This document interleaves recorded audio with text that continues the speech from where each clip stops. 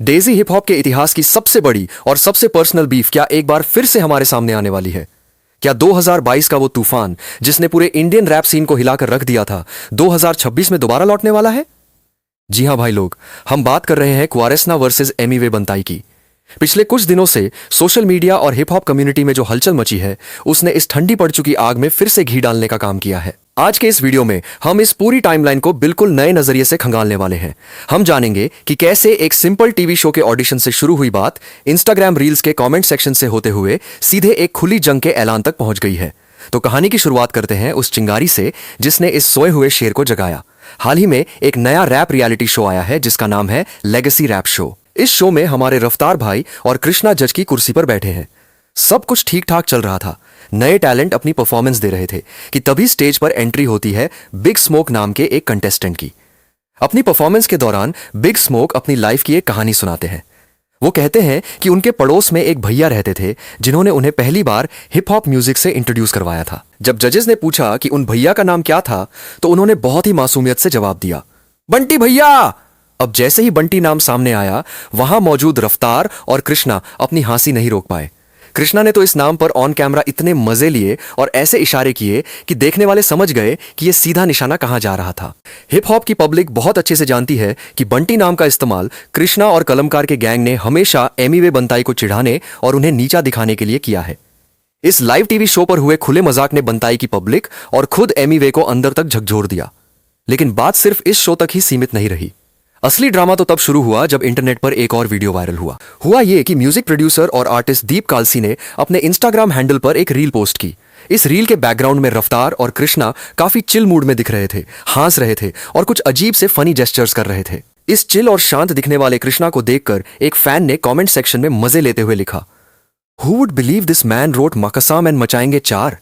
यानी जो इंसान वीडियो में इतना शांत और फनी दिख रहा है उसने मकसम और मचाएंगे 4 फीट जैसे खतरनाक और जहरीले डिस्ट्रैक्ट कैसे लिख दिए। आमतौर पर कृष्णा ऐसे कमेंट्स को इग्नोर कर देते हैं, लेकिन इस बार उनका मूड कुछ और ही था। उन्होंने उस कमेंट का जो रिप्लाई दिया उसने पूरे इंटरनेट पर तहलका मचा दिया। कृष्णा ने लिखा, I can write them all over again if I need to and have fun while doing it। इसका सीधा और साफ मतलब था कि अगर जरूरत पड़ी तो मैं फिर से वैसे ही जानलेवा डिस्ट्रैक्ट लिख सकता हूं और मुझे ऐसा करने में बहुत मजा भी आएगा। ये कोई मामूली कमेंट नहीं था, बल्कि ये एमिवे और उनके सपोर्टर्स के लिए एक सीधी चेतावनी थी कि कृष्णा का पेन अभी भी उतना ही धारदार है। अब जब बात इतनी आगे बढ़ चुकी हो तो भला मुंबई की सड़कों से आवाज कैसे नहीं आती। जैसे ही इस कमेंट का स्क्रीनशॉट सोशल मीडिया पर वायरल हुआ ये एमिवे बनताई तक भी पहुंच गया और बनताई ने बिना कोई वक्त गंवाए सीधे अपनी इंस्टाग्राम स्टोरी पर एक ऐसा हमला किया जिसने इस बीफ को एक नए लेवल पर पहुंचा दिया। एमिवे ने लिखा, कभी मूव ऑन कर रही, कभी फिर से लिखूंगा बोल रही, जल्दी आ मेरी छम्मो, तेरा इंतजार है, बनताई को लगेली भूख। और सिर्फ इतना ही नहीं, बनताई ने इस स्टोरी के बैकग्राउंड में अपना खुद का मचाएंगे 4 फीट ट्रैक प्ले कर दिया। अब यहां कुछ बातों को गहराई से समझने की जरूरत है। एमिवे का ये छम्मो शब्द का इस्तेमाल करना और बनताई को लगेली भूख कहना सीधे तौर पर उस दौर की याद दिलाता है जब दोनों रैपर्स एक दूसरे के खून के प्यासे हो रखे थे। एमिवे का ये रिएक्शन ये साफ करता है कि वो इस लड़ाई से पीछे हटने वाले नहीं हैं, बल्कि वो तो जैसे इस बात का इंतजार ही कर रहे थे कि कब कोई चिंगारी भड़के और वो अपना जवाब तैयार करें। इस पूरे मामले को समझने के लिए हमें थोड़ा इतिहास में जाना होगा। आखिर मां कसम और मचाएंगे 4 फीट में ऐसा क्या था जो आज भी इनका नाम सुनते ही फैंस के रोंगटे खड़े हो जाते हैं।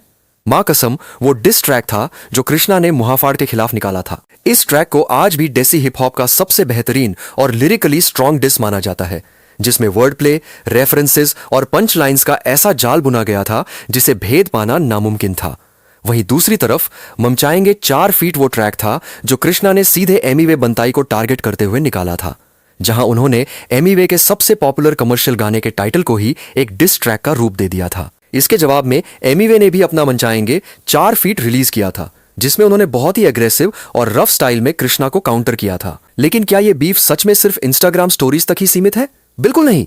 अगर आप बारीकी से देखें तो एमिवे ने हाल ही में अपने रेड बुल 64 बार्स के सेशन में भी कुछ ऐसी लाइंस डिलीवर की थीं जो सीधे तौर पर कृष्णा और कलमकार के कैंप को टारगेट कर रही थीं। एमिवे के पास इस समय खोने के लिए कुछ नहीं है और वो लगातार अपनी पुरानी लेगेसी को रिक्लेम करने की कोशिश में जुटे हुए हैं। वहीं दूसरी तरफ कृष्णा इस समय शोज कर रहे हैं, नए टैलेंट्स को जज कर रहे हैं और अपनी एक अलग ही डिग्निफाइड इमेज बना चुके हैं।